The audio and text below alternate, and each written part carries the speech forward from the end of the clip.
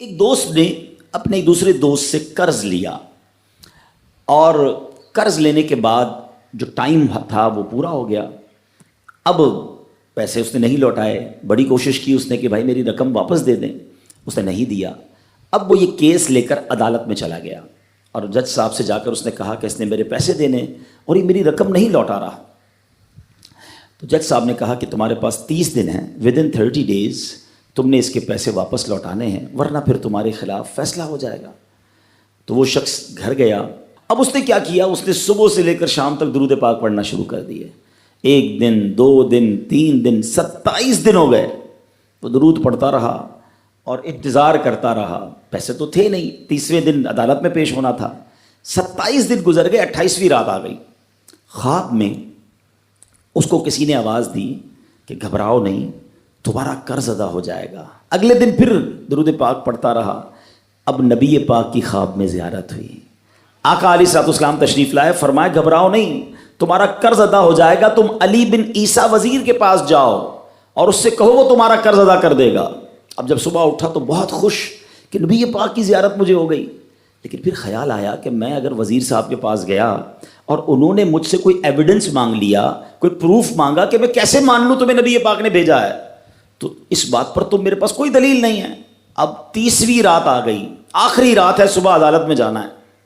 درود پاک پڑھتے پڑھتے سو گیا. سرور کائنات علیہ الصلوۃ والسلام نے خواب میں پھر کرم فرمایا. فرمایا علی بن عیسیٰ وزیر کے پاس جاؤ, وہ تمہارا قرض ادا کر دے گا. کہ حضور میں چلا تو جاتا, مگر اگر وہ مجھ سے کوئی پروف مانگتا, کوئی ایویڈنس مانگتا تو میں کیا جواب دیتا. پیارے آقا علیہ الصلوۃ والسلام نے فرمایا کہ ایسا کرو, اسے یہ کہنا کہ آپ کا ایک راز ہے جو آپ جانتے ہیں اور رب جانتا ہے, اور وہ راز یہ ہے کہ آپ روزانہ فجر کے بعد 5000 بار درود پاک پڑھتے ہیں, اور جب تک درود پاک مکمل نہیں ہوتے آپ کسی سے بات نہیں کرتے. اب جب صبح اٹھا تو بہت مطمئن کہ اب تو دلیل بھی آ گئی ہے. پہنچ گیا صبح صبح علی بن عیسیٰ وزیر کے پاس. اس کا دربار لگا ہوا ہے. اس نے پیغام بھجوایا کہ میں علی بن عیسیٰ وزیر صاحب سے اکیلے میں ملنا چاہتا ہوں, پیغام لایا ہوں. درباری نے آ کر پوچھا, وزیر صاحب پوچھ رہے ہیں کس کا پیغام لایا ہو؟ کہا میں نبی پاک علیہ الصلوۃ والسلام کا پیغام لایا ہوں. فوراً وزیر صاحب نے بلا لیا. کہا فرمائیے. کہ مجھے میرے آقا علیہ الصلوۃ والسلام نے کہا ہے کہ آپ میرا قرض ادا کر دیں. میں 3000 دینار کا مقروض ہوں. Today is the last day in the court. آج مجھے کورٹ میں پیش ہونا ہے. اگر آج میں نے اپنا قرض ادا نہ کیا تو مجھے جو ہے وہ سزا ہو سکتی ہے. علی بن عیسیٰ کہتا ہے میں بالکل آپ کا قرض تو ادا کر سکتا ہوں, مگر مجھے کیسے پتہ چلے, کوئی دلیل ہے, کوئی پروف ہے کہ آپ کو نبی پاک علیہ الصلوۃ والسلام نے بھیجا ہے؟ کہتا ہے ہاں, خالی ہاتھ نہیں آیا, آقا نے دلیل بھی عطا فرمائی ہے. اچھا بتائیے کیا دلیل ہے؟ کا دلیل یہ ہے کہ آپ کا ایک راز ہے جو صرف آپ جانتے ہیں اور آپ کا رب جانتا ہے. 5000 ٹائمز ڈیلی آپ درود پاک پڑھتے ہیں فجر کے بعد, اور جب تک یہ درود پورے نہیں ہوتے آپ کسی سے بات نہیں کرتے. آپ ذرا پہلے تھوڑی دیر کے لیے امیجن کریں کہ جو وزیر 5000 بار روز درود پڑھتا ہوگا وہ عاشق رسول کیسا ہوگا.